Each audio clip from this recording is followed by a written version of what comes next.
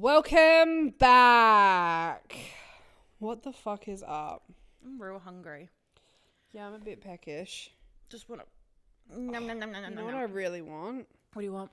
I want you to guess. You get 3. KFC. No. 3. Okay. Do I get a hint? You have to go there. Like you can't. Guzzies. No. Oh, damn. Damn. You have to go there. Yeah. That's not a hint. It is a hint. Well, to get food, you have to go anywhere. Well, no, like you're not like getting this as takeaway. I think some people do, but like that's really weird to me. Not getting it as takeaway. Thinking it's weird. Like you probably can get. I've seen people get it as takeaway, but we've never got this as takeaway. So I've had it. Yeah, you've had it. I've had it. But it's not traditional takeaway.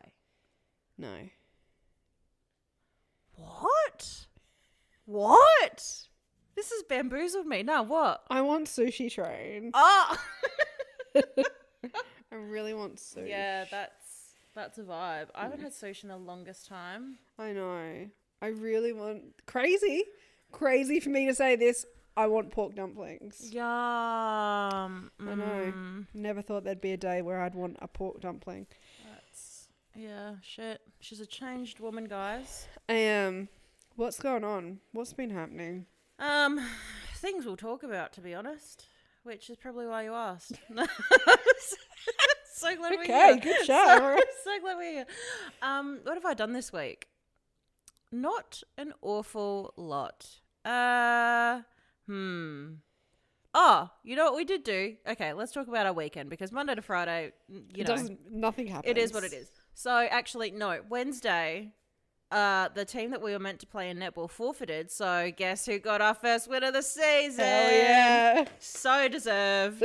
So well played. It would be nice to get a win that we've actually A legitimate earned. win? Yeah, but we're yet to do it, so that's We fine. haven't actually won a game, have we? No. I don't not think by we playing. have. No. Yeah. That's okay. That's all right. Our That's day fine. will come. Yeah. So that was a fun old goofy time. Yeah.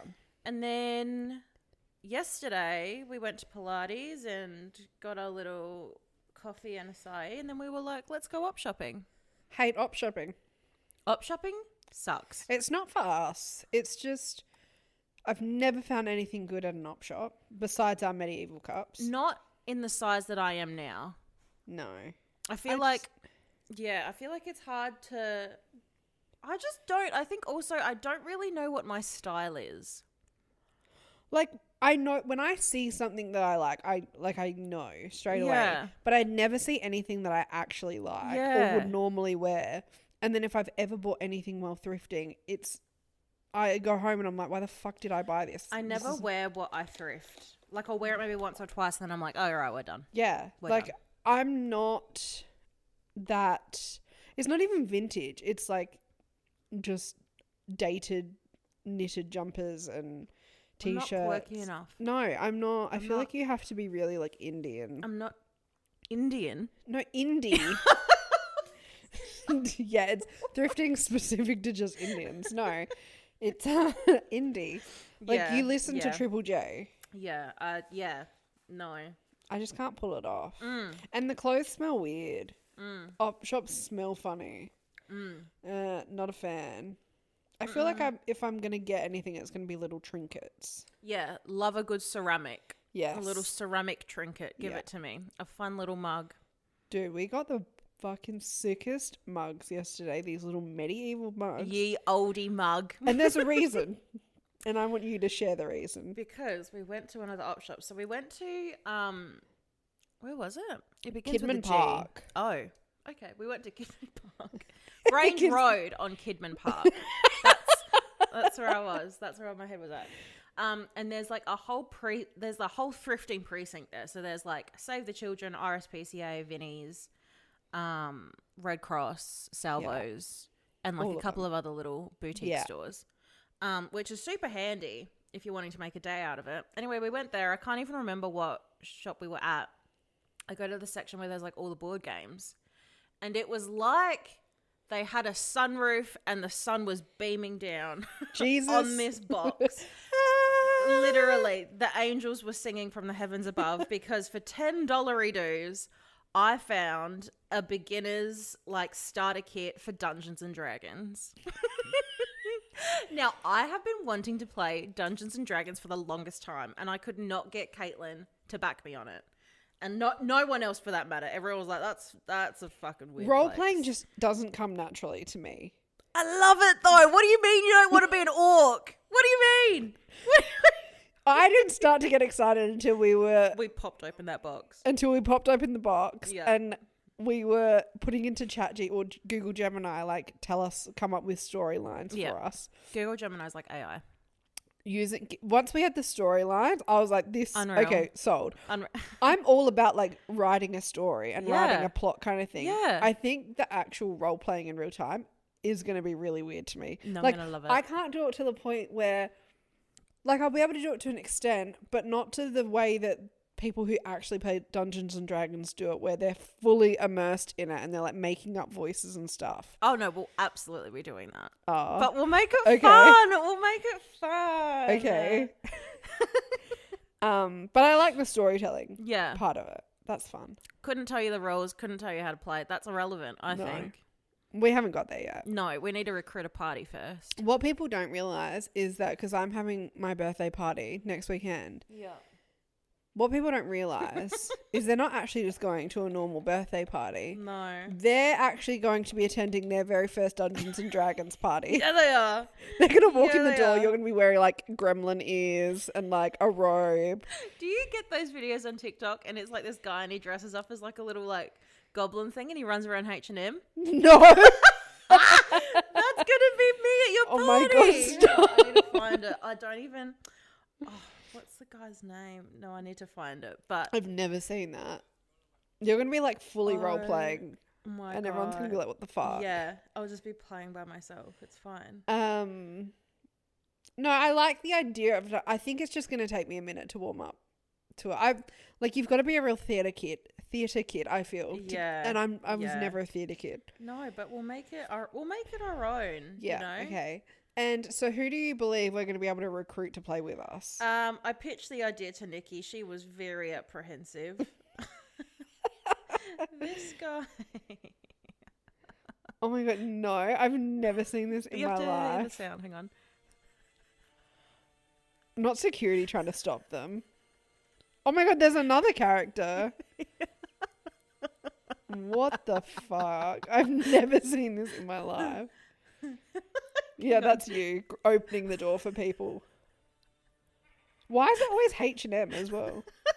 Oh my God, there's multiple of them. I like the noises that they make. That's us. That's you greeting people. Yeah. Yeah, look, I think that's where I'm gonna have issues. Because even Mark wasn't keen. But we can make Mark do whatever we want him to do. That's the beauty of Mark. You know who I reckon would be low-key keen? Brody. I don't know if he would. I feel Brody would love this idea. I'm going to text the family group chat as we speak. I don't know if he would. I feel like he's even more awkward than I am. No, I reckon he'd love it. Me. I'm probably Brody. completely fucking wrong. How would you feel about playing Dungeons and Dragons? You know who would love it? Who? Jack.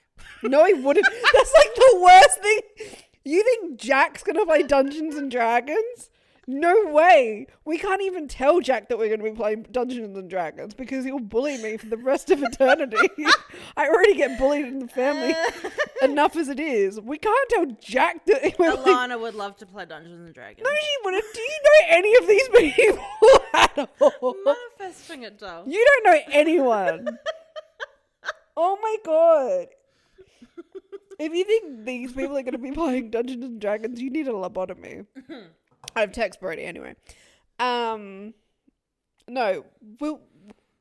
everyone who we could ask is going to be there next weekend. So it's going to we'll be just go down the conga line. Yeah. I'm going to have this massive table that Dad's bringing trestle table. Perfect. So we'll make all of our suspects sit on that table, and then you sit in the middle. Paint their little figurines.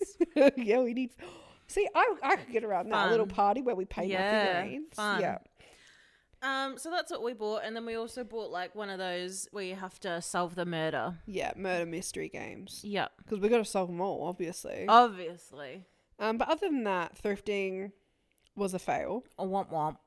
But that's fine. Found these really cool chairs that I was trying to convince you that we needed for the pod. You weren't sold. I just felt like it lent into the Dungeons and Dragons theme. It did. It definitely did. But how are we going to get them back to my house? Jamie replied going, "What?" I asked. It's a yes or no question, Jamie. Brody, not you. Anyway, I had more luck today. I had to go spend money. Yeah. Like you had an itch. A crackhead itch. So I went to Marion because I honestly spent hours looking at clothing sites last night. I was doing that this morning because I want something cute to wear for your birthday and the quiz night next week. And I don't really have anything warm. Yeah. And cute. Cutesy. I've like saved a whole heap of stuff. I want to see what you've saved actually afterwards. I'm going to show you right now. Okay. What do you mean afterwards? So I saved all these things. One of the things I found was at Kmart, they have these like Western rodeo tanks in at the moment. And I was like, oh my God, I fucking need it so badly. It's $12.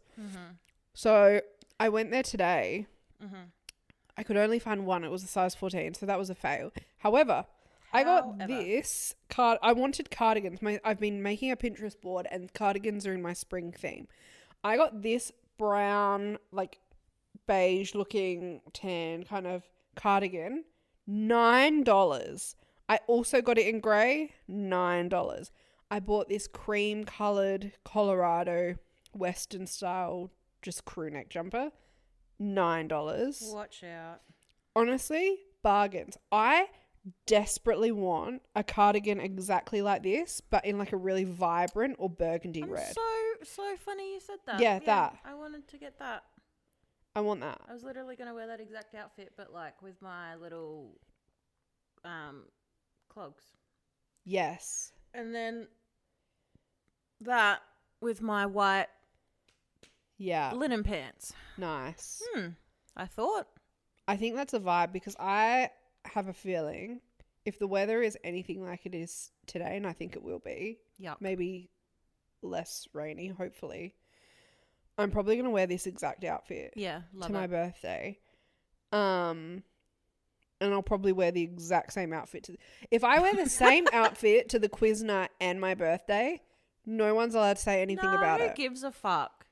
Like in this economy, you know what I mean? But it's not even in this economy. Like I do this thing where when I get like a new piece of clothing that I really like or a new outfit, I will wear that same item or hyperfixation outfit. Yes. It's like, this is my new hyperfixation outfit with my Ugg boots. I love it. Yeah. So that's probably what I'm going to wear. Because like, there's no point like dressing up too much. Like just be comfortable. It's at my house. Yeah. So I'm going to do that. But yeah, so I did that. I bought a gym top for $10 from Kmart. That was cute. Thank you. It's exactly like well, not exactly that, but it's like your Stax one. And then that's what I wanted, like that type of material. I also bought Benji a Halloween themed dog toy from Big W for $9.50, and it was like a pumpkin head, but then the rope as its body. Oh, fun. Lasted 2 minutes. The pumpkin head's dead. Bye. The rope's still there. Yeah. Pumpkin head unfortunately has died. I bought a pack of Uno for next weekend. Excellent. Just in case. Yep. And I bought some batteries because I bought a coffee stirrer from Kmart. Fun. Yep. For that. So that's what I did today. Fun. I did my nails. Gorgy. Love. I love this that colour. They're like it's like a deep burgundy. Can and you I'm pass me obsessed. the blanket? My legs are cold. And I'm obsessed. So Fine. there you go. So yeah. And here we are. Other than that, we have been, well, I think me more so than you, have been smashing Dress to Impress. Yeah. We spoke about it last week, about how we wanted to play, And we are We have nothing played. if not Yeah. good to our word. Yeah. And I have got like 1,000 stars already Wow. in a week. Damn. I just can't stop playing. Yeah. Mood. I've won a few games, thankfully. My issue is that it drains my iPad battery and I keep forgetting to charge my iPad. Yeah, see, When I want to play, I fucking can't. I lay on the couch and I have my iPad plugged in while I'm playing it. we have a charger here. Just need Yeah, to move just my do cord. I haven't won yet though, which is pissing me off. But my outfits are very basic, I must admit. I'm not creative enough. Do you know what I do?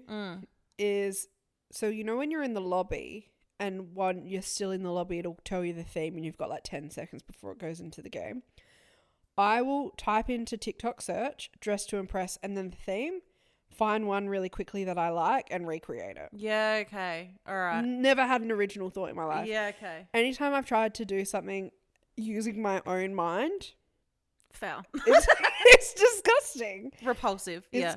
Horrid. Diabolical. I have no creativity when it comes to fashion. I really don't. People are out here doing the most and I'm just like, oh, top and cute jeans. Yeah. It's literally me in real life and I'm like, it's just so jarring. Me. I'm having an existential crisis because of dress to impress. No, literally. Because I'm not dressing to impress anyone at this point. No. And like, maybe you don't Adam care as Sandler, much. Jack Black. You know, that's about it. Yeah. No, I'm obsessed. I can't stop playing it. But then I find that I get sick of playing it because you get the same themes over and over. And I'm like, well, I've only got so many fucking ideas for baggy. Like, what do you want me to do? But we have watched so much stuff this week. I think, unless you've got pop culture news. No, not really. Nothing's really happened this week, I don't think. Nothing that's more important than what we're going to talk about. No, yeah. So to save it from being an 8-hour long episode. Short, sharp and sweet. We're going to get straight into it. Where do you want to start? Selling Sunset? Yeah. Okay, let's start with Selling Sunset. You kick it. I watched 6 episodes last night. I've got to finish the rest, but I understand what goes on. Yeah. Yeah. So yeah, we're up to season 8. Kicks off where the last season left off, where Bree's kind of like got one foot in the Oppenheim group and one foot out. She's not really sure whether she wants to stay in real estate or do something else or like join another firm. Because they won't offer her more. Agency. Yeah, because they won't offer her more commission. Yeah. And she hates Chelsea. Yeah. And so she's like, why the fuck would I go back there? Yeah. So all of that's going down. What else is happening? That's about it. That's how it kind of kicks off. That's the main drama. Yeah, everything's pretty much business as usual. They're in the new office. Yep. That's finally ready. So they're in there. And then they have there's a new girl that joins this season, Alana. Yep. I love Alana. I really like Alana. She's very normal. Yes. And I love her sense of fashion. Like, it's normal. Yeah. It's kind of very chic. It's what anyone could wear to work. It's crazy how, like, one of Bree's friends, Amanda, they meet up for, like, to catch up or whatever, and Bree's talking about Alana, and she calls her very vanilla, and, like, and says that, like, she doesn't dress cute the way that Bree and Amanda do. I thought that was wild too. I thought that's crazy. I'm like, what part of her is vanilla? Like, what, just because she's not, like, got her tits and her ass out? Like, what? Like, the way that she dresses very demure though. No, literally, the way that Bree dresses, and a lot of, like, Bree, Chelsea, Amanda, those ones in particular, but most of them on the show, most of the time, it's very, like, almost like a dress to impress theme. Like, they almost look like they're dressing as a character. Yeah. Which is fine. They always look stunning. It's always fun. But I just could not imagine that being like, I'm going to work on a Wednesday, so I'm wearing a latex dress with a glitzy tie on it. Yeah. Like, I just could never imagine dressing like that. Whereas, like, Alana, she looks so good and so put together. Jazzy pantsuit. Bright jazzy pantsuit. Heels. I love her outfit. Yeah. She just looks very put together. I think it's also, like, a style that's more attainable to the everyday person. Yeah. Particularly people who are like trying to get inspiration for what to wear to work. So no, I love Alana. I love her vibe and her attitude. Like she hasn't really tried to insert herself into drama. No. She's very much Switzerland. Yeah, and she's like, if anything comes up, she's like, I don't want to know. I don't want to be involved. Yeah. Like, you know, which is very refreshing. Yeah. But then some shit goes down. So if you don't want to hear spoilers, skip ahead because we're probably going to ruin it. Yeah, I mean, we can't help ourselves. Yeah, so. like we need to chat about it, dolls. We need goss. So Amanda calls Bree's with a client, and she's just finished a showing or something. And Amanda calls her and she's like, "Oh, I've got some piping hot tea for you." Mm-hmm. And Bree's like, "Okay, well, tell me." She's like, "No, I think it's better if we do it in person." Yeah. And so she's like, "Yep, cool, whatever." So it cuts to Amanda sitting at a cafe or something, and then Bree shows up. And then Amanda tells Bree that she's seen Chelsea, that she has text messages and receipts from one of her close friends who's seen Chelsea's husband in the lobby of like the complex that he lives at. Yeah, the W Hotel. Yeah. Hooking up with a lady that isn't Chelsea. Yeah, she's like in her 20s. Yeah. Now, the guy that texted Amanda all of this didn't have a photo to prove that it was him. No. And didn't have a photo to prove that it actually happened in the first place. But Amanda was like, yeah, like, I trust this guy. I don't think he'd be lying about this. The way that the conversation in the text thread went as well makes me think that it was real, because it wasn't just a matter of like, hey, Chelsea's husband is hooking up with so-and-so. Yeah. It was like, oh my God, I think I just saw Chelsea's husband in the lobby. Yeah. I didn't know his name. I Googled him. That's definitely him. Like, just the way that the conversation went Yeah. about definitely makes me think that it was happening in real time. Yeah. And so Bree's like, oh, well, that's karmic retribution, really, because last season Chelsea called Bree's family disgusting because of how her and Nick Cannon have like this separated family, and like, you know, Nick Cannon's had kids with all these different women, and Bree's kind of like a bit blasé about it. yeah, and Chelsea just didn't agree with that whole dynamic, and Bree was like, how dare you, like, that's my family that you're talking about. And then everyone kind of sided with Chelsea on that one, I think, a little bit. Like, no one was really supporting Bree through that.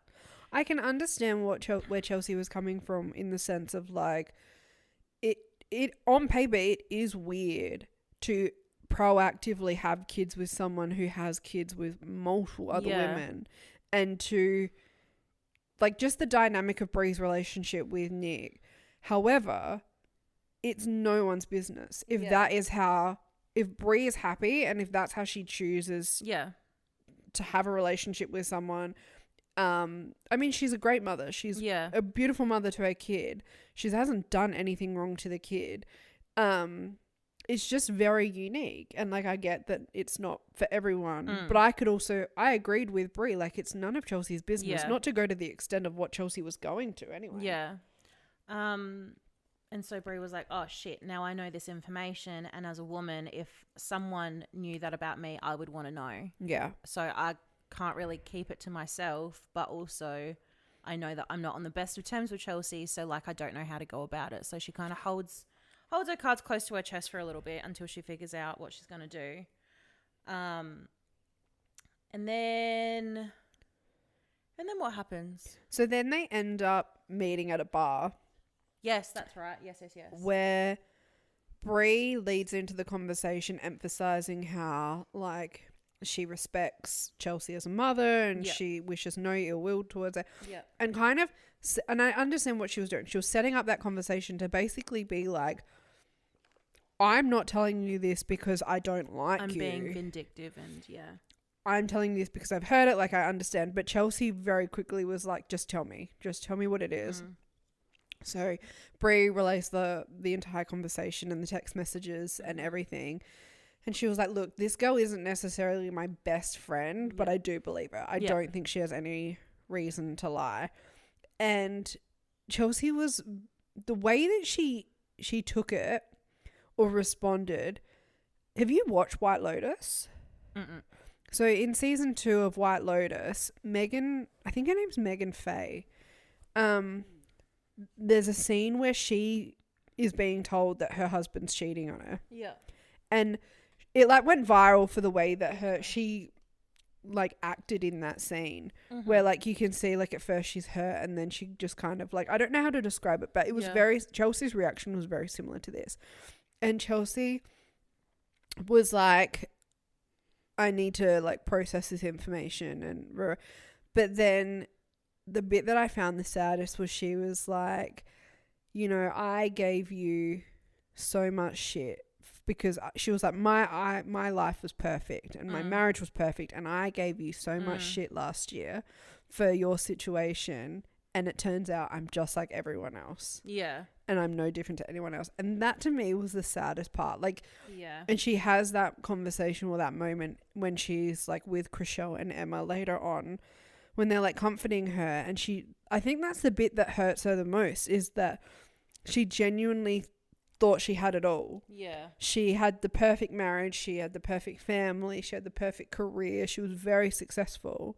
And she was like, I was on this, like, she didn't say this verbatim, but she was essentially like, put myself on this pedestal because everything was perfect. Yeah. And turns out it wasn't. I heard this on Two Broke Chicks, and we'll get to that later on. But they had a quote from like someone else, and it was like, you can have anything, but you can't have everything. Yeah. And I'm like, that's so true. A lot of people say that, like, and it's very much what Chelsea was kind of battling with, like you said. Like, she thought she had it all. Yeah, a lot of people say that, even like just in general. It's people say you can have everything but not at once. Yeah. And that's in reference to you can have the family and the kids and the successful career, but you can't necessarily have them at once, all at the same time. No. But the part going back to the initial phone call between Amanda and Brie, when Amanda's like, I've got piping hot tea that I need to tell you. When I was watching that, I'm like, this is the most awkward conversation I've ever heard. Like the way that they were going back and forth, and they just kept going like, the tea is hot. Piping. I was like, what the fuck? Who talks like that? Yeah, like, are we actually going to have a normal conversation? Then on that reality Instagram account that I follow, Ashley, whatever, yeah, they posted a carousel, I think it was today even or yesterday, and it was tweets from Chelsea that was saying that scene, so Amanda had told Brie the information off camera initially. Then Brie had told producers had her then set up the phone call again, which is why it felt so awkward. Right. Meanwhile, Chelsea was starting to hear rumours during filming about what was going on. So she had asked producers to set up the bar scene with Brie and her. So Brie would tell her, because she was like, I wanted to find out what was going on from Brie directly and not from like a million other people. So apparently that's how it went down. So then why is Chelsea getting her knickers in a twist about what Brie's motives are if she's the one that, if Chelsea was the one that initiated that conversation? I think she initiated it that way because by that point Brie had already organised for Amanda to tell her about it on camera. Oh. And so naturally producers would be hounding them to follow through with it. And so she wanted it from Brie and not Amanda. Yeah, whereas I think the scenario that she would have preferred is that when Brie found out about it off camera, rather than telling producers, she went and told Chelsea off camera. Yeah.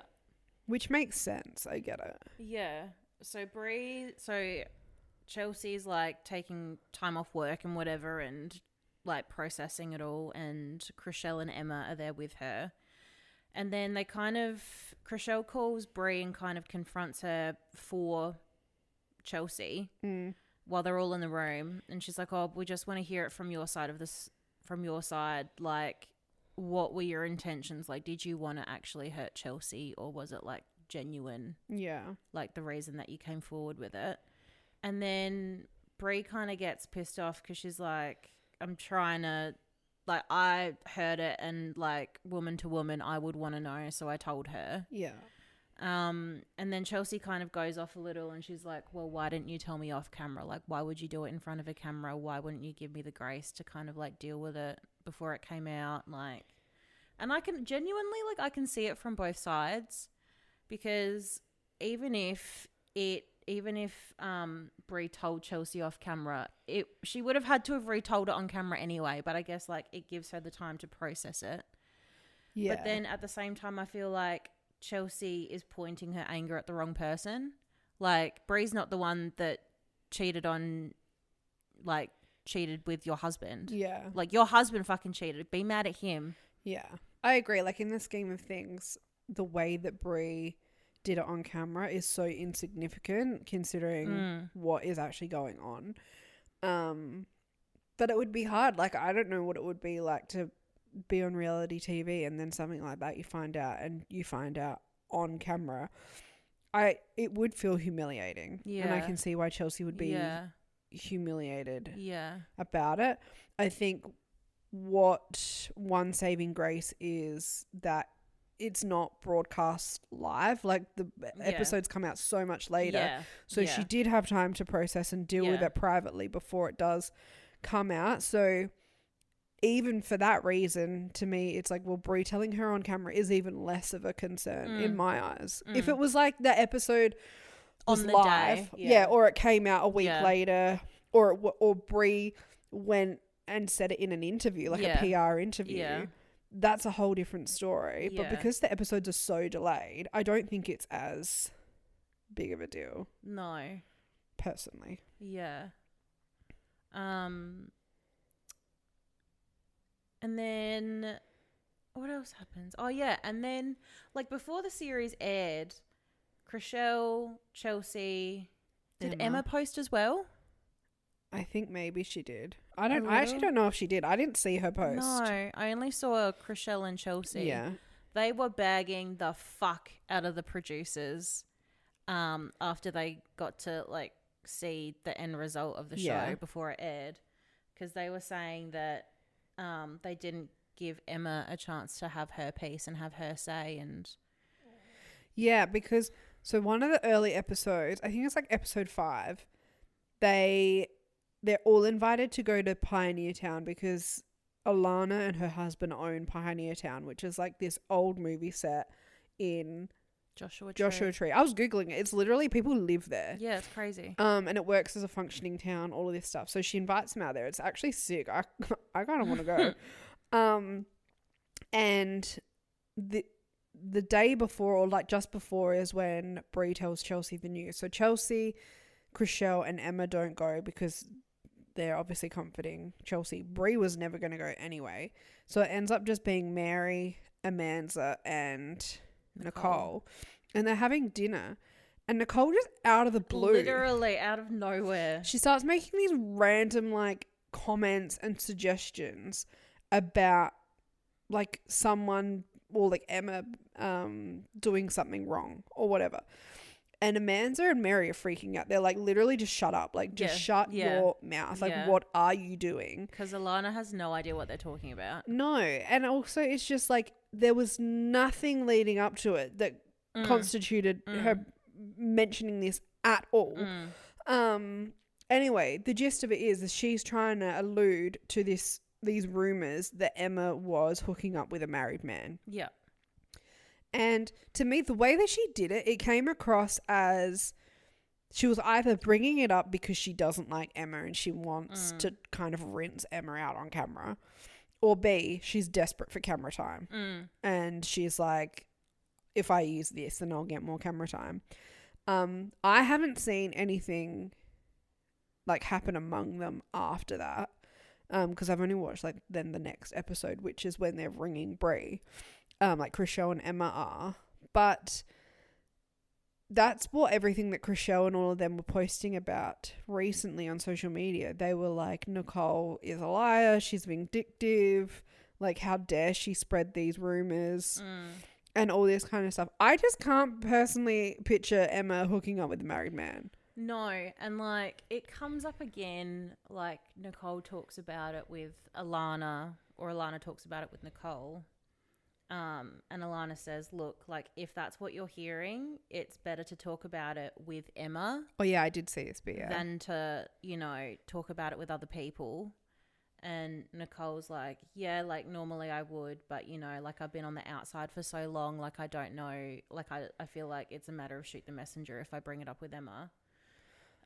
Which is a piss poor excuse, to be honest. Like, I loved Alana's response, and like she was like, I don't want to know about it. You need to, like, if you have an issue with Emma, go talk to her. And you could see in Nicole's face, she was like, oh, yeah, I'm not gonna get my little screen time moment because you don't want to hear about it. Like, it wasn't going how she wanted it to go. Yeah, 100%. But I can't even remember if Nicole and Emma hash it out. Maybe they do. I can't even remember. I have seen the bit where there's an episode where Maya comes to the office to visit because she's in town. And for again, Nicole just picks the most random fucking times. And Maya's like, how's everything going? And Nicole's like, everyone hates me, whatever. And then Chriselle just confronts her. And this is something that I love about Chriselle. Is she doesn't, like, she will just confront people to their face. And I think Chriselle is great at communicating. And I think this scene was a very good example of that. Where she brought up that, I don't know the exact details, but basically people were being really homophobic towards Chriselle and G-Flip. And Nicole liked someone's comment or said thank you to someone that was being quite homophobic towards them.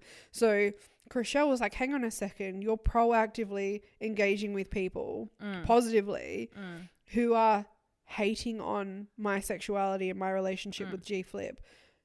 Like, why are you being homophobic? And Chriselle even said to her, she was like, there's only two scenarios in my head. Either you did it because you genuinely are homophobic and hate me, or B, what was the second reason? It was like, you dislike me and you engaged in that comment because you dislike me, but you didn't think about it from the homophobic, like you weren't meaning to be homophobic.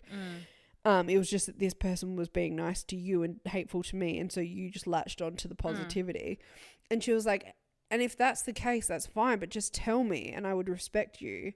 But until you actually explain yourself and give context, I'm going to perceive you as being homophobic. And Nicole does, she literally had a full breakdown. She went full defensive. And this is, never, ever, ever, ever do this, where when she's being called homophobic, her only response was, I'm not homophobic. How dare you call me homophobic? Like, she was so desperate to not be homophobic. She didn't care about apologizing and providing the context that Chriselle was after. She just wanted to cover her own ass, to the point where Brett and Jason had to jump in and be like, just say sorry and explain why you did it. That's all you have to do. And then there was that weird fucking scene because she then breaks down crying and has to go step away for a moment. And who is it? Brett or Jason's like standing behind her, hugging her. Yuck, get off me, little man. It's so gross. I texted you a photo and I was like, why is this a bald gremlin clutching onto her? It was so weird. So weird. She finally did get there. And when she did apologize and you know, in the right way, Chriselle was like, thank you, and like comforted her. That's all I needed, yeah. Chriselle handled that situation so well. Yeah, agreed. That's why I love Chriselle, because I think she's very good at communicating. Yeah, agreed. And there's like a bit where she's trying to sell this lady's house and she wants to sell it for $22 million, which means that like it ends up being like $2,000 per square foot or something. And in the area, like in Bel Air, the average price for a house is about $1,500 per square foot. Yeah. And she's like, I know for a fact that like I wouldn't be doing you a service as your agent if I was a yes man and said, yep, absolutely, we can sell this for $22 million and it sit as a listing for 6 months and then we lose interest and then you have to bump the offer down anyway. Yeah. And like that would be such a difficult conversation to have with someone as a real estate agent, to tell them like, you need to be more realistic with your pricing. You're not going to get that much. Yeah. Bump it down to 19 and see what offers you get. Like, I just appreciate that like she can have those tough conversations and she doesn't back down from it, whereas a lot of the other people in the show, not like, you don't really see so much of them in their job, but like with the drama and stuff, if they've got an issue with someone, like Mary with how Chelsea was dressing, she wouldn't go up to her and like tell her, hey, for me, your outfit's inappropriate. Yeah. Whereas like I feel like if Chriselle was in that situation, she would have. Yeah, I agree. She just kind of... She handles it. She deals with it face on. And I think it's because she doesn't feel emotionally tied to these moments where she doesn't get herself all worked up and think, like, how do I describe it? Like, I think when you're at peace with yourself and you're in a clear state of mind, it's easier for you to have these conversations because you're not going, oh my God, what if this person hates me? And like all those emotional things that can happen when you're going into a confrontational situation. And so she can have those hard conversations in a good way. Whereas I think Mary can psych herself out of it, and before she's even had that conversation, she's like, she wants to be liked. Yeah, she's too worried about how she's perceived. Because there was another moment where Chriselle was meeting with these two realtors, or not two realtors, these developers that had built this house, and then they'd put it on the market and it flooded. And they were explaining the situation with their previous lister. And she basically was like, you like legally cannot engage me because you're still tied to the last agent, but do this and this. I think she's great, and I think people like her across any industry and any business, they're the people you should work with, the ones who will tell you how it is and who be real with you. If someone's willing to say to you, I can't help you do that because of X, Y, and Z, or I'm not the right person, that is the person to go with. Like, don't fall for the people that will just go, yeah, I'll do whatever you want. Yes, man. Yeah. No, it's a good trait to have. I think I love her. I know some people don't like her, but I love her. Yeah, I agree. She's if she wasn't on the show, I don't know if I'd watch it anymore. Yeah. The last episode ends with Amanda coming into the office and sussing out the desks. She has her own agency, but she says she's open to options. That's very interesting that she starts the season like bringing in the drama about Chelsea, and then at the end she's like, oh, I might go to the O group. Like, does that not feel self-serving to you? No, but it's funny because she like looks at all the tables and Bree's telling her who sits where, and she gets to Chelsea's table and she's like, yep, this is like Chelsea's desk, and she's like, I quite like it here. And she sits there, she like puts her feet up, and then it cuts. That's so icky. I don't like that. So it makes it look like Amanda's going to join the O group and, I don't know, try to take Chelsea's spot or something. Who the fuck knows? If you're being that petty and icky towards someone who's just found out they're cheating on their husband and their whole life is spiraling. And like, that's disgusting. Yeah. And like, Bree's like standing there like smiling, have a little old giggle with her. So it's just like, come on. Yeah, that's not cute. No. That's not very demure at all. No. I like Bree. I like some of the qualities that she has. Same. But it's moments like that and I'm like, dude, this is where you just ruin it all. Stop being cunty. Like, not even cute cunty. Yeah. Like I respect a lot of what Bree does, and then she does that. I've watched the episode where she shows a house to her ex-husband, Johnny Manziel. The weirdest, I hated that. Weirdest dynamic. They've obviously done it, whether it's because Johnny Manziel's trying to get like some more PR or like whatever. It was so, I didn't like it. I don't know how to describe it. Like their dynamic, it wasn't a professional environment at all, and it was like really like he ends up literally stealing her car. Like they're joking around, but he like literally steals her car. And I understand that they have that, like it's not a professional relationship, like they used to be married at one point, but I'm like, I prefer when it's like a proper client and then the agent. I don't even mind if they're a bit like, if they're like, you know, casual with each other, but that was just to the next level. I was like, oh, I don't like this. This is weird. They had a weird dynamic. No, really weird. You know what else was really weird? Joey Essex. Is there a TV show that man isn't on? Yeah. I was like, oh my days. because when and he jumps in the pool. Have you? I haven't seen that part. Oh, you wait. You wait. I have seen the episode where they first come across him and they've all gone out for lunch. Yeah. And then it pans to like, I didn't even clock that it was him at first. I just saw the guy with the tattoos and I was like, who's that homeless man? Smash. Well, I thought he was like this like, random guy. I thought he was like a crackhead on the street. And then Amanda straight away was like, smash. And I was like, hey, this man looks like a threat. Yeah. Why are we smashing him? And then next thing you know, it's Joey Essex. And I'm like, why is Joey Essex loitering out the front of this restaurant in LA? There's like another bit in Chelsea shows Joey Essex a house. And then Emma comes in and Joey's like, you can tell he's like in love with her. Yeah. He loves Emma. And like Emma's very much his type. Like who he's dating at the moment is who he was coupled up with in Love Island. Interesting. And she is the spitting image I'm looking her up. of Emma. I think her name's Jessie. They look exactly the same. Just blonde, tan, tall, like stunning. Okay. And he's like, and he ends up jumping in the pool. Man, this isn't even your house. I hate that. He's like, I got to try before I buy. That's so and he's like, weird. I've got my trunks in me. Got my trunks in me bag. That's so weird. He's just... I just don't understand. I don't get it. But do you know what it is? It's because the Joey Essex that I know is when he literally had 2 brain cells. And he very much still does. He like sees this house and like in the middle is like, is it called an atrium? Yeah, sure, I guess. Like how there's like plants and stuff in the middle atrium, of the house. Yeah. And he's like, is that an aquarium? Yeah, that's the Joey Essex that I know. He's like, oh, you could put animals in there. Chelsea's like, no, doll. It's just trees. That's the Joey Essex that I remember or like know of. Not this like guy that's going on Love Island and stuff. Like this is just so weird to me. Yeah, no, he very much still only has 2 brain cells.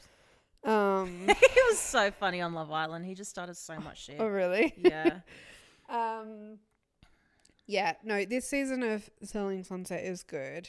It was an easy watch. I mean, I'm not going to not watch it, but it's not my favorite reality show because it's so repetitive season it's on the season. same. It's the same thing. Yeah, it's just like, in different fonts. It's a filler when I'm in between others. Yeah, and it'll be interesting to see if Chriselle and that do come back because in one of Chriselle's posts she said that she's never returning if Nicole's still on the show. I think they need to get rid of Nicole, not only because I don't want Chriselle to leave, but boring. Also she brings nothing. Nothing. She can't even bring drama in an entertaining way. She's she's annoying to watch. I don't like scenes that she's in. I think she brings nothing to it. I'm not against there being drama, but there's like drama and then there's just tacky get out of it kind of thing. She's got to go. Yeah, agreed. If they're going to bring in Amanda, it sounds like she's going to bring enough drama as it is. So get rid of Nicole, keep Amanda, go for gold. You know what else I did watch? I always forget what it's called. Hang on. It's on Netflix. And at first I was like, this is the dumbest thing I've ever seen. Like first episode, I was like, what the fuck? And then I got so into it. Popstar Academy, Cat's Eye. Oh, really? I haven't seen this. Yeah. So it's like this K-pop, he like owns a music label in K-pop or something. And he wants to create like a new K-pop band, but have it with women from all over the world. So it's like a world K-pop band kind of. Interesting. And so they're trying to like get recruits. They do auditions and stuff, and like they get recruits from around the world, and they're all like maybe I think the youngest is maybe like 14 to 21 maybe. Wow. And it's just like the process of them going through training. I think they call it T&D, training and development, and that goes for like a year. Yeah. And then they showcase the group with, I think it ends up being like 20 or so contestants, and they showcase the group and like the concept and the vision to the world. And then it ends up being like a voting survival show. Oh, wow. So like people vote who they want to stay in the group, and then the group gets narrowed down to, I think, 6. Like Idol, but more internal. Yeah. Yeah. Yeah. And it's crazy. That's Those interesting. girly pops are so talented. It's full on being in a group like that. Like, Oh, not that I've man. been in They're it, but living together. They're training together. They're learning, like, they're fucking dancing and shit every day. Like, they get injured and stuff. And it was so much fun. I swear there was a Dumois, yeah. thing where someone had wrote in being like, there's a girl band that there's a Netflix show about who the label is losing so much money from this group to the point where, like, if things don't turn around, they're going to have to, like, I don't know. It was pretty, like, dramatic. And I think it's about them. Like, that's what I said, like, while watching it, because me and Nikki watched it together. I was like, there is no way that this group is going to make them money. Yeah. Like, it just, like, I don't know. Like, I feel like when you're making something like that, it's so, like, hit and miss. Like, you can't, there are formulas to, like, a girl or boy group, but you can't force the public to like it. Like, you can't, you can't create something going, this is absolutely going to take off like One Direction. Like, it's always a gamble. Yeah. And I feel like it's so much rarer than they try and make it seem. Also, because it's K-pop, I think it's really interesting having like people in the group from different countries and how that lands with that fan base. Do you feel like it works? I mean, like, people voted the people that they wanted in, and apparently, like, people engaged with it. Like, they got thousands upon thousands of votes, millions even. But yeah, I don't know. Like, I mean, before I watched this Netflix show, I hadn't heard a single song from them. Yeah, never heard of them besides this. There's another doco on Netflix. I don't know what it's called, but it's I'll find out the name, and it's about like NSYNC and Backstreet Boys. Oh yeah. I haven't actually seen it, but Kylie at work has seen it, and she was telling me all about it. Doco Netflix about NSYNC. Let me get it. Dirty Pop, the boy band scam. She said it was amazing, right? Yeah, right. So it's about Lou Pearlman, who is the person who created Backstreet Boys and NSYNC. And so essentially it was an MLM. So he was this really rich guy who, I can't remember exactly why he decided to create them, but he saw that it was a business opportunity. Mm-hmm. So he created them. And so what he would do was he had it set up that he was earning, like, any money that the group made, he took. Yeah. Because he was upfront financially funding them. Right. And he, from the get-go, was like flying them around. They were staying in these great hotels, all this kind of stuff, but they were constantly just having to perform. And there's like a clip from it where one of the boy band members was like, we were always made to just perform on the spot everywhere we went. We didn't realize 2 years later we were always performing for like investors and potential investors and things like, and I don't think they made it. I don't think they earned any money from being in those groups at all. Yeah. I haven't seen it, and there's a lot more to it, but it's like very interesting how this guy Lou was able to use boy bands to like make all this money and like as a business without actually having to pay the people in it. So I think if you like this K-pop one, you'll really like Dirty Pop. Yeah, fun. So on Friday, the Secret Lives of Mormon Wives came out on Disney Plus here in Australia. And so this is the one that I was talking about a couple of episodes ago when we were in Fiji, where it follows the this group of Mormon mums in Utah who blew up on TikTok because they apparently created Mum Talk, right? And so they all blew up, and then one of them, I would argue that Taylor is probably the most well-known one because like I've heard of her, but I hadn't heard of any of the others. So she like came out saying that she was divorcing her, or she was getting a separation or a divorce from her husband, which was obviously like frowned upon in being Mormon.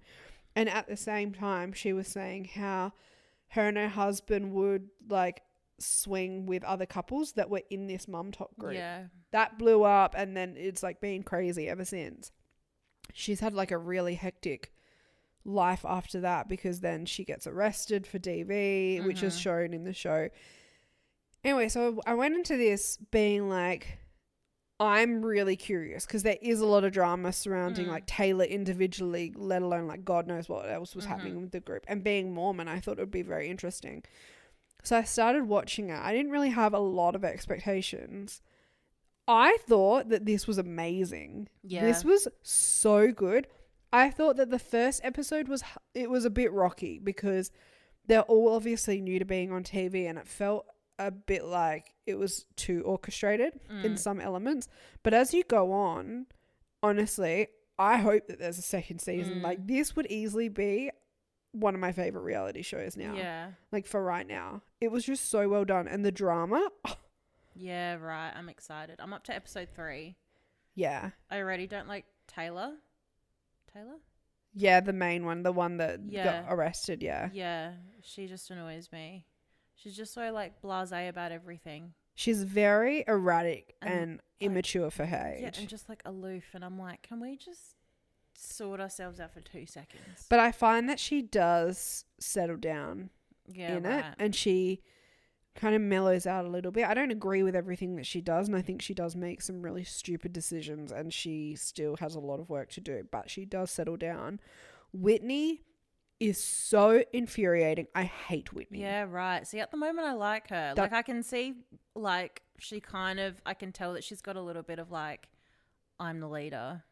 Yeah. Kind of mentality, but it hasn't really come out yet. She has this insane victim complex. Yeah, right. And she's never wrong. She's always the victim. And she just makes the most ridiculous decisions, and just the things that she says, and everything about her feels orchestrated. Yeah, right. Everything. She makes me irate throughout the whole series. But then you've got Michaela is kind of neither here nor there. She's not like a huge person in it. You've got Layla, who she's going through a divorce at the time. She's like the youngest one, I think. Then we've got, who else is there? You've got Macy. Macy is a big one because she's very involved with Taylor and Dakota's relationship. Like, this will come like later on. And then she's the only one that's like really good friends with Whitney. Right. And so it's very interesting seeing her throughout the show, but I really like her. My favorites though, Demi and Jessie. So those two are easily the most progressive, because the whole thing about Mum Talk is meant to be like, even though they're Mormon, they're like progressive Mormons, and they're trying to, I guess, like empower women, particularly Mormons, right? And so I don't want to give anything away because more of it will come, but there's a couple of the husbands that are extremely traditional, like Mormon husbands. Like, it's just...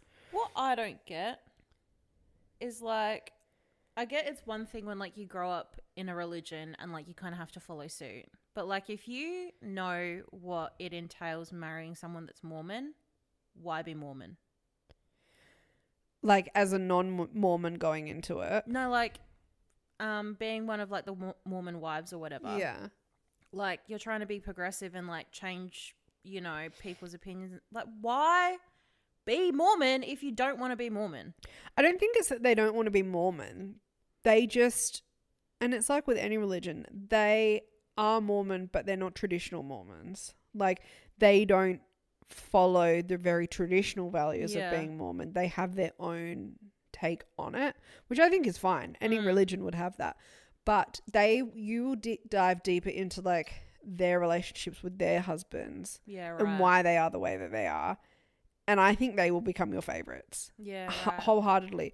Particularly because, like, like I was saying, some of the husbands are very traditional, and you're like, this is towards the end of the season, and they're just on the way that I would hit these men with a car. Like, they are I think that they're fucking disgusting, right? And the way that they treat women.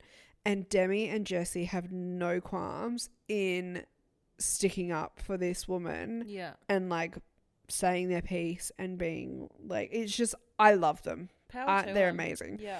I think that they're amazing. I like the whole group besides Whitney. Fuck Whitney. Whitney pisses me off.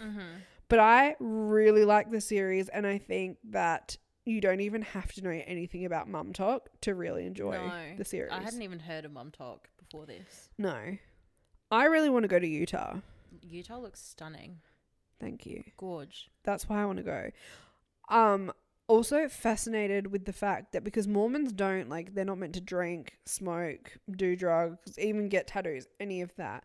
So because Utah is heavily Mormon, at least where these women live, they have, rather than having like bars and stuff everywhere, they have soda shops just everywhere. And apparently that's true. The Mormon women are like, yeah, because we don't drink, our vice is soda. And so they'll drink like 3 liters of soda every day. My fucking people. We would love it. No, it was just so good. So good. And they've left it on a cliffhanger that makes me think that there will be a season 2. I think it's just going to be down to like popularity of the show. Yeah, so I need everyone to go and watch it about 35 billion times so that we get season 2. The other thing, I started watching there's a new show on Disney called The Teacher. It's meant to be like comedy, very Parks and Recs, Abbott Elementary style show. Yeah. I've only watched 1 or 2 episodes. It's actually really good. Is it? Really good. Yeah, right. I love Abbott Elementary.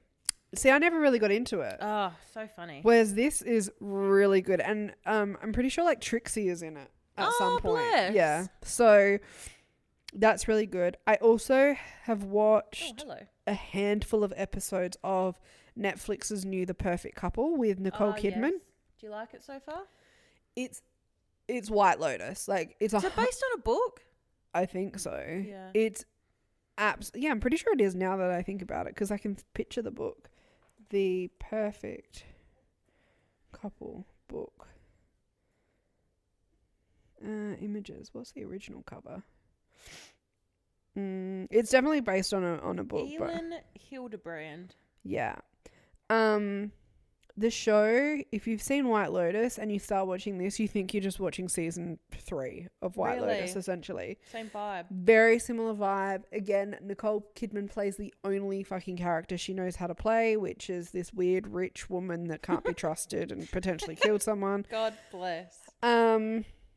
It's okay, but given that it's so similar to White Lotus, like everything about it is so similar to White Lotus, I actually found it really hard to keep paying attention because there wasn't anything really unique about it that that gripped me. Yeah.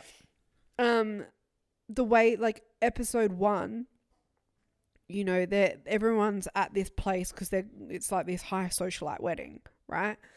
And in the first episode, someone dies. And the whole season is about like you deep diving into each of the characters and their relationships, and there's all these secrets and they're all rich and so they cover their secrets, and you're trying to figure out how this person died, was someone involved, all of that kind of thing. But it's the same structure as White Lotus, where like White Lotus opens episode 1 where someone dies, and then you spend the whole season like deep diving into the characters and what happened. Yeah, it's the same thing. Yeah, but White Lotus did it better. Like you can't take the White Lotus format and just think that people are going to jump onto it. I don't know. I think I can see that a lot of people are going to really like this. I think a lot of, you know, the same people that liked everything else that Nicole Kidman's done. But for me, I don't know. It's been done. It's been done, and it didn't bring anything new. Yeah. That made me want to sit there and watch it. Yep. Fair. So yeah. Coco's tongue went in my mouth. Oh my god! Coco. What the hell, girl? Not only did we watch so many different things, we also read a book. We read a book. A bookie wookie. I think that deserves a round of applause. Look at us doing our homework. Wow. I'm going to let you drive this one because you picked it. I did pick it. Let me get a synopsis up. So we read Saving Noah by Lucinda Berry. Saving Noah. Summary. Right. So the story of Noah's fall from grace is told... Oh, wait, hang on. Let me just make sure this doesn't have any spoilers in it. Yeah. So the story of Noah's fall from grace is told mainly from his mother, Adrianne's point of view, and that of Noah himself. It chronicles the fallout following 15-year-old Noah's shock admission that he has molested 2 young girls, the wedge it drives between the family members themselves, their friends, and the community. Yes. Before we dive too far into this, because I think we should talk about the book in detail. So, A, spoiler alert, B, trigger warning, because this is it's very dark. It's very intense. It talks about pedophilia, like child molestation, and just proper Nazi behavior. And like self-harm and suicide. So, totally if understand. That's not your jam, so fine. I think this will be the last thing we talk about. So, like, you could probably end the episode here if you don't want to talk about it. Definitely don't listen to this with little ears around. And but otherwise, please continue. Yes, good call. The minute I saw the word molestation, I was like, okay, wait, I should have said something first. But yeah, so that's the summary of the book. What did you think about it? So when you start reading this book, it's told primarily from the perspective of the mother of this kid. So there's this kid, Noah, who, what is he, like 15? Yeah, at the time, yeah. He's a fantastic swimmer, swims for like the school, whatever, but because he's so good, they get him teaching like the peewee level. Anyway, he one day confesses to his mum that he has inappropriately touched 2 of his young students who are like, 6 years old at the time? Yeah, 6 and 7, I think. 6 and 7. And the story follows like his mum through, what is it, like, you're almost following like her internal dialogue, starting from the point when like he's about to be released from, he was in rehab or whatever for treatment, and then like him being out kind of thing. So everywhere that I'd read online everyone was saying it changes the way, or like at least challenges the way that you think about teenage sexual offenders, right? Yeah. So I'm going into this with an open mind. I'm expecting like twists and turns and like really profound moments. I found the mother as the primary narrator infuriating. Yeah, I agree. I thought that there was not one character in this book that I liked. No. If I'm completely honest with you. I understand that she's going through a lot, right? Like her son is a pedophile, and she's a woman she's one of those women where her whole purpose is to be a mother. Yeah. Like she was like, that's all I ever wanted to be, kind of thing. So she's like battling with that, which I get, but she's constantly reassuring herself that she's a great mother. Yeah. She's constantly reassuring herself that her kid isn't a nonce. Well, that like he will get better and it'll be okay and it'll sort itself out. Like it's fine. They were just playing doctors. Like they were just kids. He didn't do any harm them. Yeah. Like he didn't keep saying that. Yeah. She's like, there was no physical harm involved. Like he didn't mean it. Like they touched him and all this kind of stuff. And she's not necessarily like excusing his behavior because she never denies what he did. No.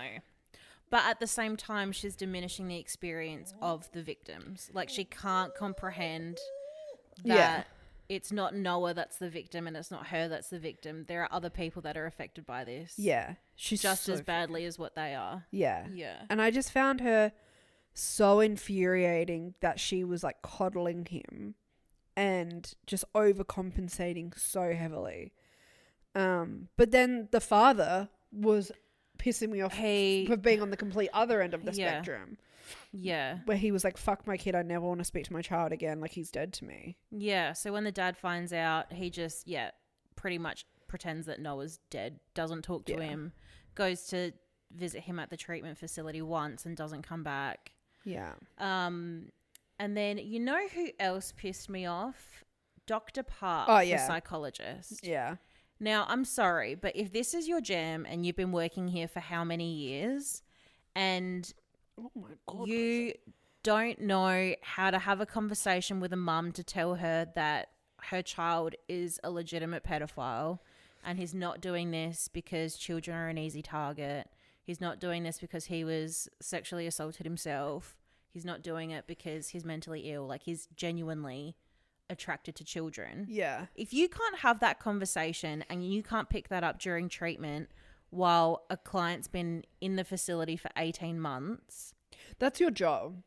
What? It's your job what to do tell you mean? to tell people that. Exactly. And also, why are you having that conversation over the phone? That's an in-person conversation that needs to happen. I don't understand how they would have gone through the whole treatment and she would have been like, Noah's doing great. He's attending therapy. He's showing remorse. Like, he's doing all the things that he's meant to do. He's an A-class model to show that treatment works. And then you flip the script on the last week that he's there. Yeah, how do you only decide? Like, oh, actually, no, he's actually kind of a pedophile. Yeah, how do you only decide at the end? He's actually a bit of a danger. So, What? but we'll let him out anyway. Yeah. Yeah. What do you mean? That- And then, like, just the whole bit about, like, him returning to school. Sorry. Yeah. Why? Because he comes out of the treatment facility. And so this whole thing was fucking weird. So the whole storyline. So he tells his mum that he touched these kids. Yep. The mum freaks out, and then she decides the best course of action is to invite the parents of these children over to their home for dinner and tell them what happened. My son has sexually assaulted two teeny tiny young girls. But let's have a would dinner you party. like a cab sav Let's or a have white wine? Let's have a dinner party. That just, I think she had the right intentions of telling these parents, because the parents deserve to know what's going on. Her being the person to tell them was not the right decision, and doing it in their home. So naive. And the way that she did it, she started off by saying, you know, Noah's a good kid. We will pay for, you know, therapy. Like, kids. You never have to worry about an expense. They weren't harmed. They weren't harmed at all. They were just playing doctors. Like, rah, rah.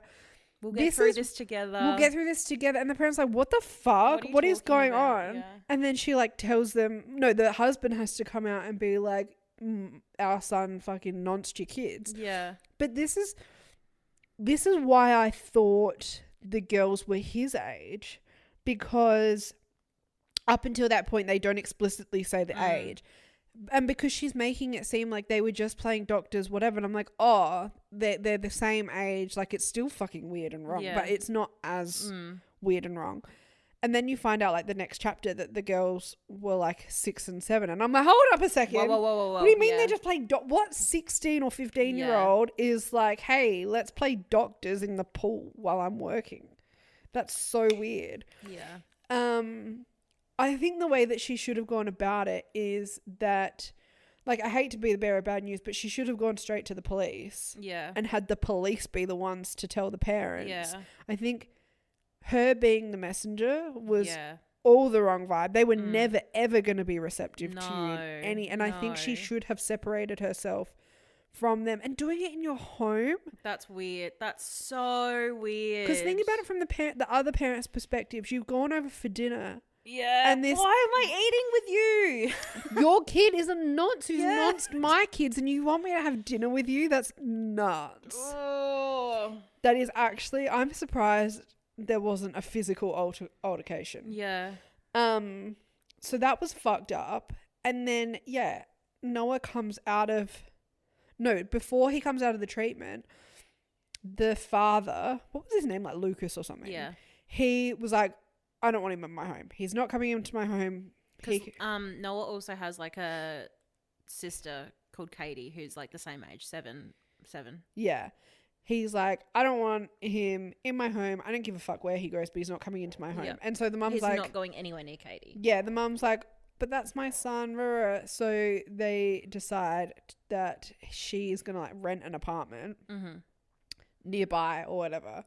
And she'll live with Noah in the apartment, which I understand why they did it. But that in myself was jarring. Yeah. Like, you've got 2 separate homes. Like, who can afford that, for starters? Yeah, it was. But like, that's not like, I'm not against them doing that. It was just a weird scenario, but I get why they did it. And then, so Noah comes out of the thing, goes straight into this apartment, whatever. And then, yeah, it was like, I'm off to school like a normal child. Yep. Like, no one has the internet. No one's going to find out that you're on a fucking registered sex offender list. Because the family had to move from the house that they grew up in because they were ostracized from the community, obviously. Yeah. And then because they moved to a different area, Adrianne, the mum, figured, oh, well, it'll be fine if he goes to school because no one will know him. Yeah. Again, Doll. she's just so naive. The internet. Like, what do you mean? I just, it blows my mind that she thought that he could have a normal life and just go to school. And this is the other thing I didn't understand, because he's not meant to be within a certain distance of kids and schools and stuff. That's like what that. I thought, because when like she brought up like the idea of going to the pool because he really enjoyed swimming before the incident, and like it might like, because he goes through like a depressive episode, she's like, oh, maybe that'll like bring the spark back into him. I was like, is that allowed? Yeah. Like, how do you get to go to school when you're a convicted nonce? Yeah. That's weird. Yeah. Because you're with but no one at the school's meant to know who you are. So how are they meant to protect the kids from the do you know what I mean? Like, I don't know. That felt like it wasn't written out well, because I'm pretty sure they said that he wasn't allowed within a certain distance of schools. But you're going to school. Yeah, I don't know. Didn't like that.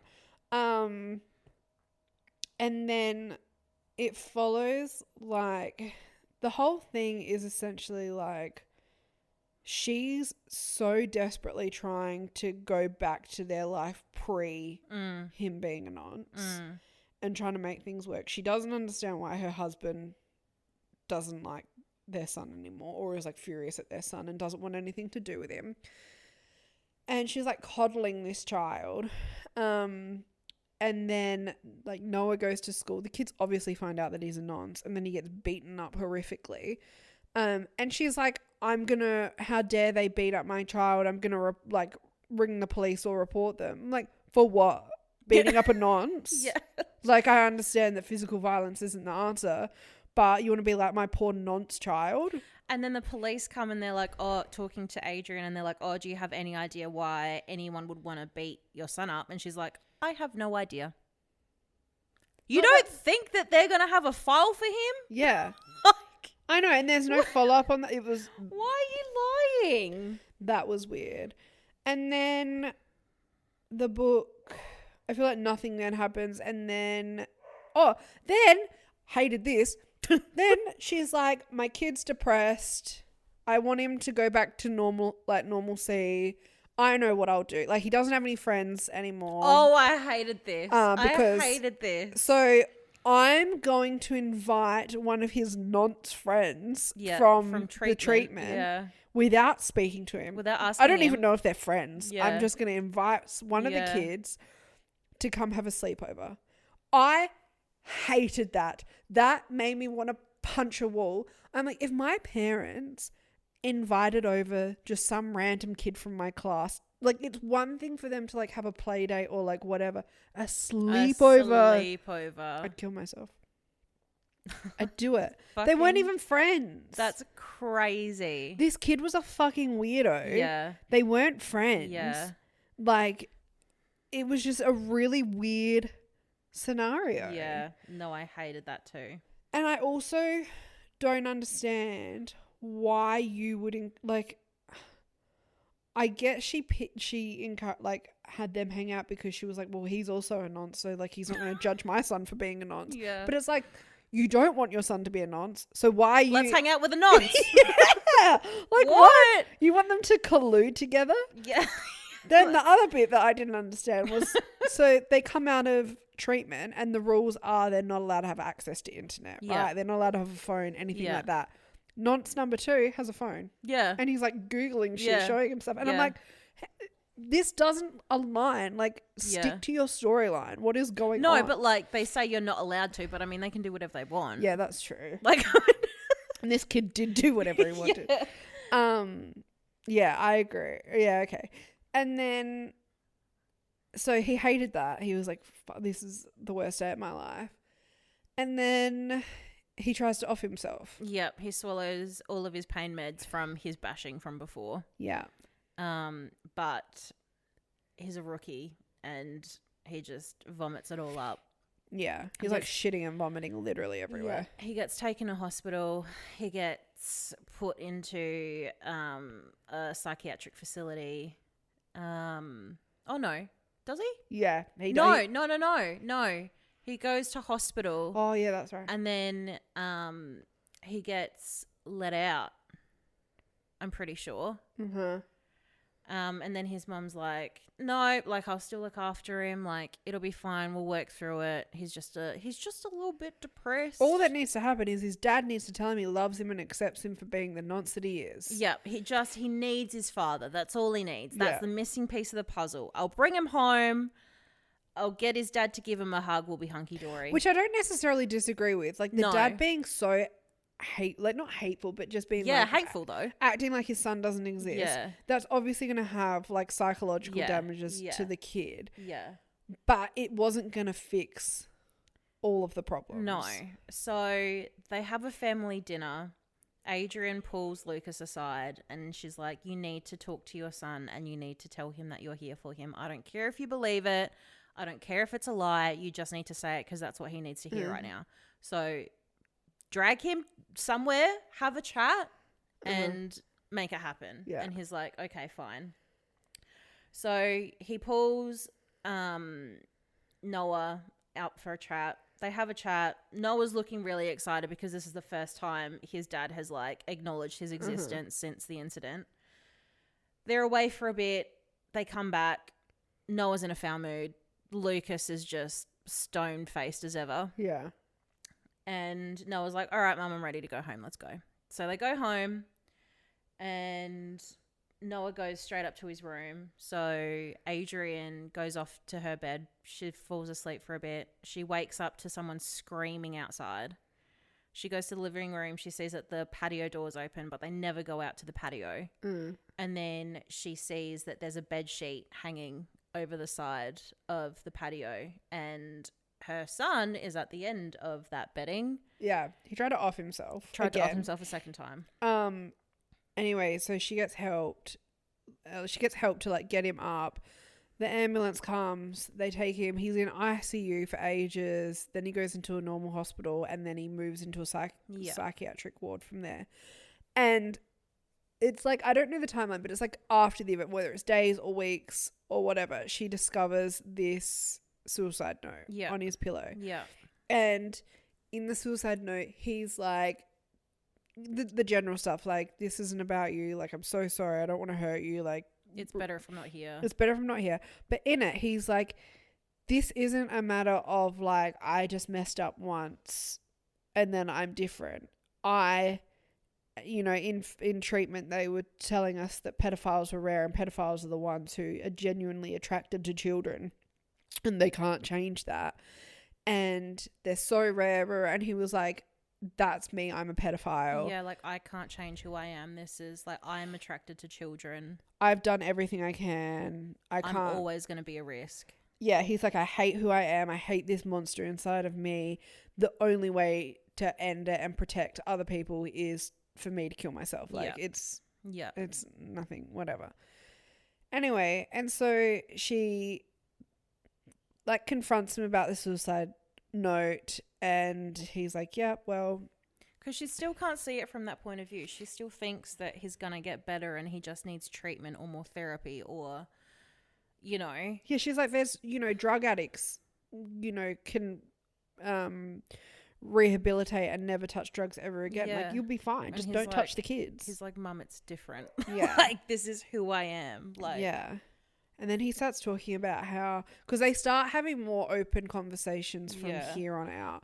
And he starts talking about how, like, he knew from 7th grade that he was attracted to young girls or whatever. Yeah. And he was like, I always made a pact with myself that if I ever acted on it, and I never wanted to, that if I acted on it, I would kill myself. Yeah. And he was like, and then it happened. It happened, and now I need to die. And in the words of Freda McFadden, someone must die. Must die, and it must be me. And then he's like, I am doing, because the psych ward's like, he's doing great. He's fucking killing it. We're going to let him out.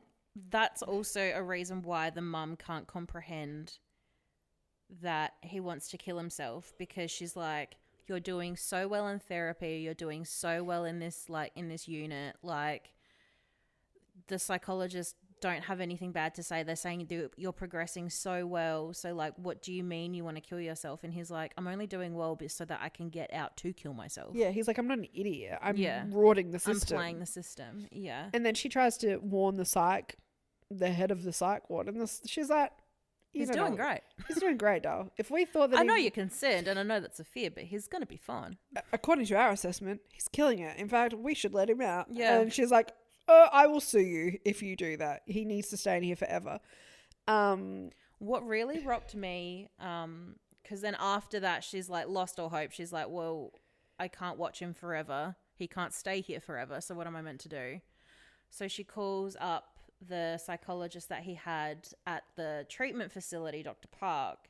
And Dr. Park, that's when she's like, this is what I was trying to tell you, but you weren't in the right frame of mind to discuss it with me.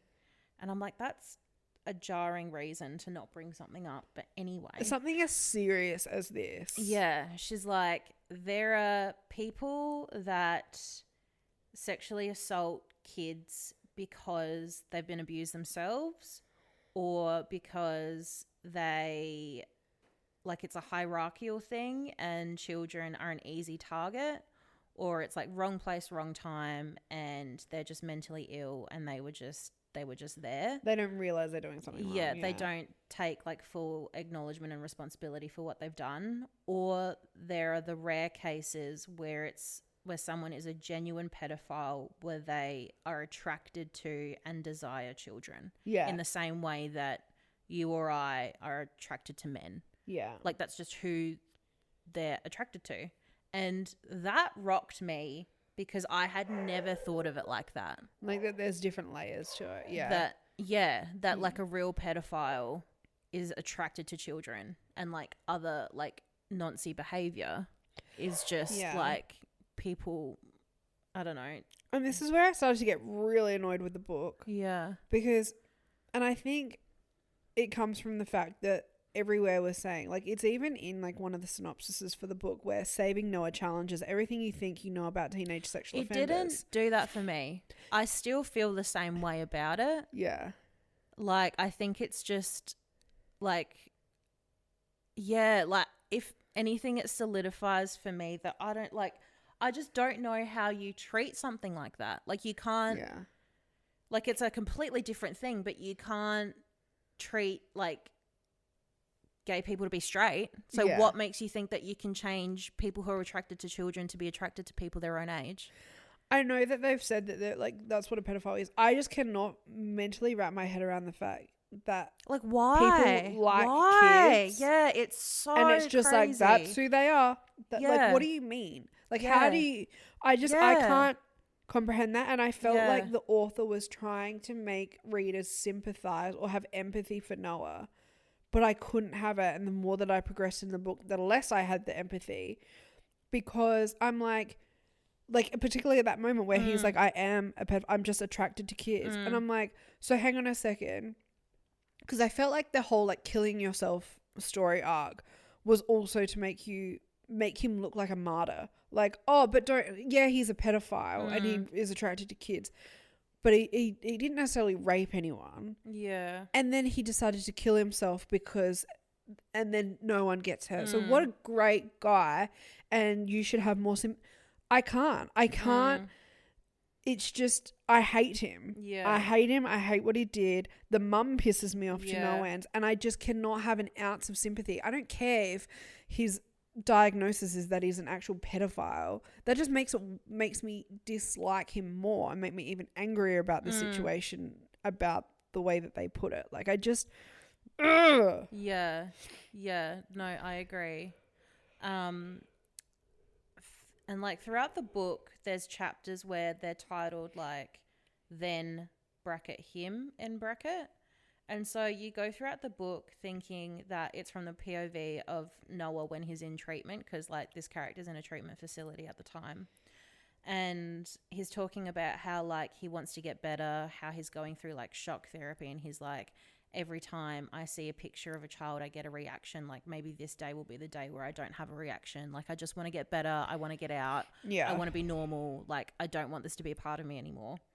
And then you get to like literally the second to last chapter of the book and you find out that that point of view is actually, you don't really find out, but I had to Google it. But those chapters are from the point of view of the dad, because the dad, Lucas, is also a fucking nonce. Yeah, when he was a kid, he molested his cousins. Like way worse than anything Noah did, because he did it repetitively. Yeah. Molested his cousins, and then his dad caught him, and yeah, he got sent off to treatment or whatever.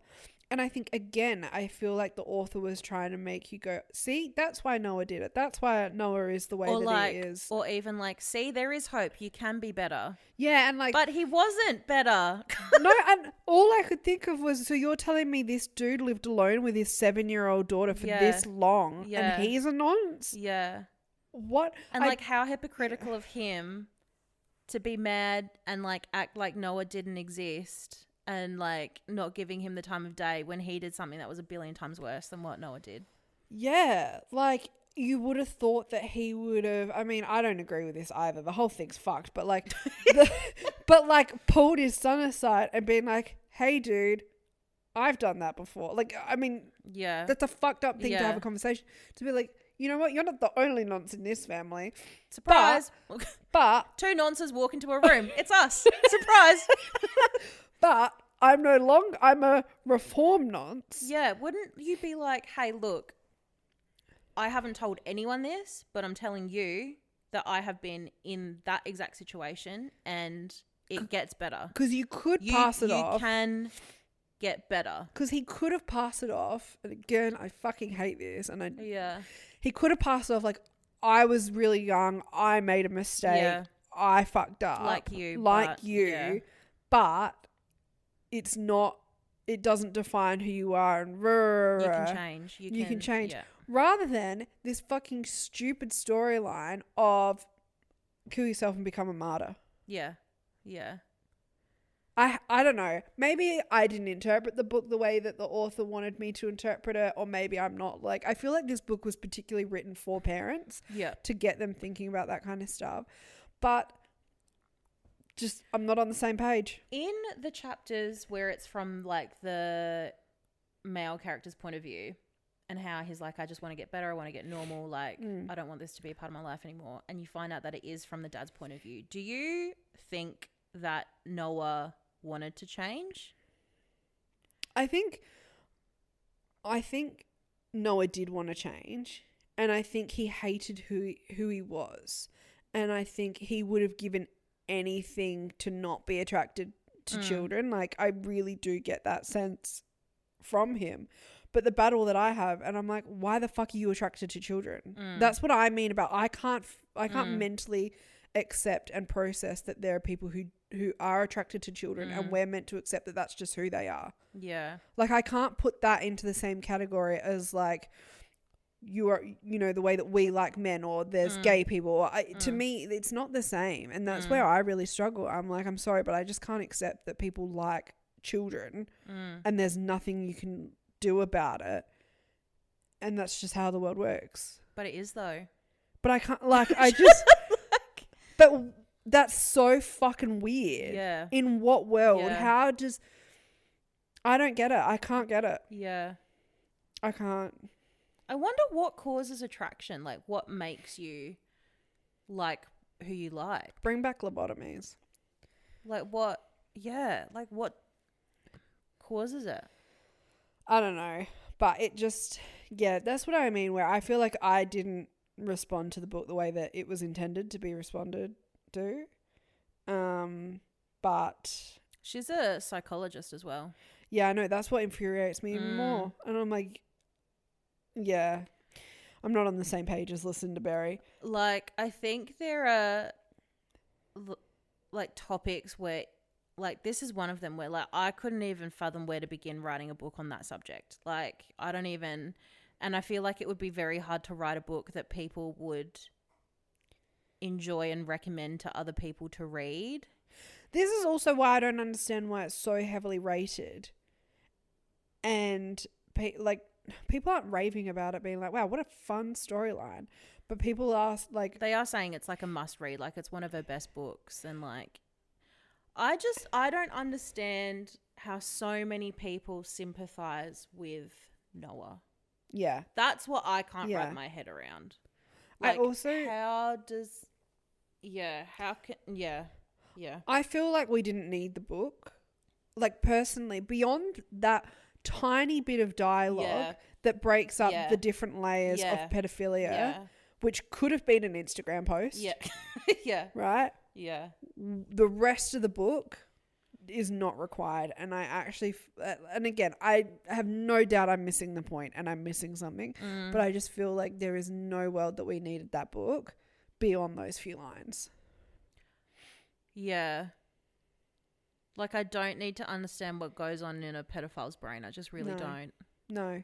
It's the same way I don't feel the need to sympathise or understand people who are homophobic or people who are racist. Why should I now suddenly have sympathy or a better understanding of a pedophile? Yeah. It's not needed.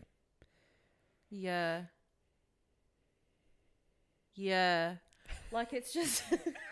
It's just such a crazy thing to wrap your head around, because it's like, okay, if that's who the people that you like is children, what's the solution to that? Yeah, what do you do with that person? What? Yeah. Because like, what are you meant to do? So you have kids, right? Yeah. And then your kid is not only a nonce, but he's a certified I like children nonce. Yeah. What are you doing with that? Yeah. Like, what are you meant to do with that? Like, you can't change who you like. I think I'd do a Lucas, and I'd be like, I don't know who you are. Yeah, who is this man? I have never heard of you in my life. Like, it makes you think about, does treatment actually work? I don't think so. I think all nonsense, like, particularly to that level. Pedophile's a pedophile. A pedophile should just forever be locked up behind bars and never allowed out in society. Like, how do you reintroduce them back into society and, like, do we have need to? A bit of a normal life if they're always going to be a potential threat? We have plenty of people walking this planet. We don't need a handful of nonsense to add to it. Like, that's crazy that there are people that just go about their day knowing that they're attracted to children. Because then if we go back to, what is it, the children in the pictures, and you think about that, are those people certified like pedophiles? Yeah. Like, they're genuinely attracted. Yeah. How many of them? They'd have to be. They'd have to be. Think about how many people were tied up with that. So you're trying to tell me that there's that many people who are attracted to children the way that you and I, that is fucked up. That is so fucked up. 100%. Like, why else would you have that kind of explicit material if you're not, like, you know what I mean? Yeah. Like, that's not like abusing children because you were abused. Yeah. Yeah. Anyway, if you want to read a fucked up book, read that. If you want to hate every single character in the book, read that one too. Yeah. It's a short read. It's a quick read. So, like, it's a quick one to churn through. But, yeah, I don't know if I'd recommend it to people. I'd be like, just Google that one piece of dialogue. Heavy. I mean, you've already got it. So you got the best bit of the book. Yeah. do you want to end on Two Broke Chicks? Just to lighten the mood. Just to lighten the mood. I don't want to not talk about it because this has been your fixation this week. Yeah. I mean, we can talk about it next week. No, talk about it a little bit. Okay. I have been obsessed with the Two Broke Chicks podcast. Everyone should listen to it in tandem with ours. Don't stop listening to us. Don't jump shit. That's fucking bullshit. Imagine we recommend things and people are like, actually, what you recommended is way better than what we were listening to. That's fucking bullying. I love Sal and Al. So they're two Aussie girly pops and they give you just like little tips and tricks to seize the day, combat life. Yeah. I think it like started off as like a more financial thing, and they do like some great bits about like upcoming sales and stuff like Click Frenzy and all of that, but they also have like branched out to like other aspects. And the episode that got me into them is one of their latest episodes, and it's about building a dopamine menu. Yeah. So the idea of a dopamine menu is like creating a list of things that bring you joy that you can refer back to when you're feeling a little down in the dumps. Mm-hmm. So it's like kind of plays out like a menu where it's like you've got your appetizers, your main course, your dessert, and then your specials. And then there's another bit as well. Anyway, and it's like it's broken down into the amount of time it takes to do things. So like an appetizer is like 10 to 15 minutes. A main course is like couple of hours, half a day. Yeah. Desserts are like the things that bring you joy but aren't necessarily that good for you. Like they're more in moderation. Yeah. And I just love their podcast. Yeah. They talk about books. They had like one where they were recommending books to read in your 20s. And I think Sal recommended Blue Sisters by Coco Melors. Yeah. And then Al went on a tangent talking about how great Throne of Glass was. And I was like, oh, my God. Stop. Our people. I'm still stuck on the tandem read, everyone. Our people. She read it when it came out. Oh, okay. So, like, she grew up with it. But she was like, I would give my left nut to be able to reread it again. Yeah, and I'm like, Caitlin would give her left nut to stop. I know that there will be a day where I finish the tandem read and I finish Throne of Glass. Yeah. It's just, it hasn't happened. Yeah. She said it was better than Akatar. Everyone says that. I don't agree. Yeah. I don't agree. Yeah. Yeah, I listened to the dopamine menu one. I haven't listened to anything else yet, but I followed them on Instagram. The thing that got me was they're both part of the Big Titty Committee. Yeah. As I actually am a president. Yeah. Co-founder, founding father actually. And they are doing a collaboration with Rack Apparel, which I'd seen before, but I wasn't sure how legit Rack Apparel was, because you get Abby Chatfield was a ambassador at one point or something. I didn't know that. Yeah, I think she did her own line as well. Yeah, interesting. So they're later this month coming out with a collaboration with Rack Apparel, and it's like 2 bikinis. One's like red and one is white with cherries on it, and they so cute, gorgeous. So they'll fit my titties, so I'm going to be buying both of them. Immediately add to cart. Yeah, but I do like them. I like their vibe. I must say, and I don't know the psychology behind this, I'm not huge on like financial content. No, neither. And it's a me issue because it stresses me out. And I think for me, it's also like I don't care enough.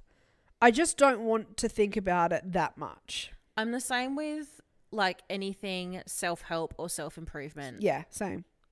I don't want to hear about it. No, I like brain rot content. Yeah, like I don't want, like I need to be in the mood for it. Like I don't want to be a work in progress. I don't want to feel shit about myself. I don't want to spiral because I don't have $10,000 in savings. Yeah, it's almost like you think about it too much and you consume too much content. You just fucking end up hating yourself. Yeah. It's the same way, and like I would be like this where if you focus too much on like diet and the way that you look, I just want to kill myself. But Two Broke Chicks are different about it in that they're giving you tips about finances and stuff like that, but there's always like this undertone of like, it's okay if you don't have it all together. Yeah. No one fucking does. Yeah. Like, I'm at the point where I'm like, no one give me a fucking tip. I love their content and I'm all about all of it. Yeah. I don't know. There's just something about it and I'm like, oh no, that would fucking, not because it's not good content, but just me. It's almost like I want to be oblivious. Yeah. I want to be oblivious. I want to be naive. Yeah. I don't want to have to think about it that much, but I do like their content. They are cool. They're very cool. They talk them more than just finance. So yeah, give them a listen. They're a fun time. Yeah, and they're way shorter episodes than what we're currently cracking. They get to the point. I don't know. We, however, do not. We have many a point. We've just gone to a whole new level these last few episodes, and this one's no different. No. I would also like to say, ladies and gentlemen, that next Sunday morning is the Live Fearless Challenge walk in Adelaide. Yeah. So I'm expecting every single one of you girly pops there. Yes. It is in the wee hours of the morning, so it's a 6:45 a.m. meetup. But it's fine. Yeah. Near the convention centre, like, you know where the lawn is, near the River Torrens, near there. Yeah, just look for the crowd of people. Yeah, just look for the gang. For a 7 a.m. start, and it's less than 4Ks. Everyone's invited. You can bring your paparoos, you can bring your kids, you can bring your mum and dad. Mm-hmm. And it's all for a good cause, guys. Yeah, for Crohn's and ulcerative colitis. So get behind it. We're still doing our little we've been doing well. We've been doing great. We've been killing it. Yeah. So if you're wanting to donate, then head to our the link in our bio on I was going to say LinkedIn.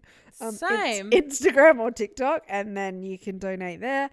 Yeah, that's what we're doing at the moment. So despite the fact that it's raining. I know. So next week, Ambassador Sazi is doing a quiz night. We're going to that on Friday night. Hell yeah. Saturday is nothing at this stage. Nothing. Sunday is the Live Fearless walk, and then also Katie Slady 180's birthday party. Yeah. Where we force everyone to play Dungeons and Dragons. Yeah, so we're booked and busy. So we'll have stories next week. I can't wait for Jack's reaction when you're like, hey, do you want to play Dungeons and Dragons? That's so funny. I wonder if Brody ever replied. No, he didn't. He's probably blocked my number now. Brody. Anyway, Anyway, if you made it this far, thank you so much. Thank you everyone so much. Appreciate you always. Have the best week ever. And we'll see you next week. Love you. Bye. Bye.